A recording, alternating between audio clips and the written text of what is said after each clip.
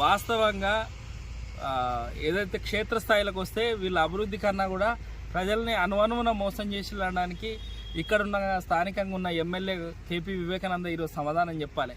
ఎందుకంటే మూడోసారి ముచ్చటగా గెలిచి ఆర్టీకి ఎమ్మెల్యే మంత్రి అవుతానని ఏదో కలలు కన్నాడు. కానీ వాస్తవంగా మాత్రం ప్రజలను నట్టేట ముంచిన దొంగ ఎవరైతే ఉన్నారో కుత్బుల్లాపూర్ ఎమ్మెల్యే వివేకానంద 2019లో స్టార్ట్ చేసిళ్ళు.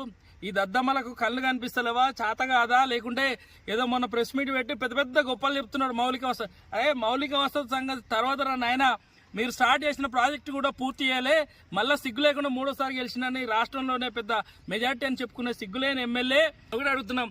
గత బీఆర్ఎస్ ప్రభుత్వం 1,00,000 డబుల్ బెడ్రూమ్లు కట్టినట్టు కానీ 1,00,000 బొందలు ఉన్నాయేమో. కానీ ఇక్కడ చూస్తే రైతుల దగ్గర ఏదైతే లావణ్య పట్ట భూములు రూపాయి ఇవ్వకుండా గుంజుకొని మరి ప్రజల కన్నా కట్టించి పేద ప్రజలకు ఇచ్చాలంటే ఏం లేదు.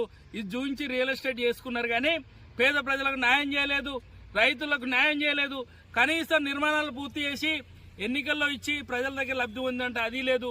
ఇల్లు చూపించలు కన్స్ట్రక్షన్లో ఉన్నాయి, ఓట్లు దండుకున్నారు. కానీ ఇప్పటికైనా మీకు ప్రజలు కర్ర కాల్చి వాత పెట్టిల్లు.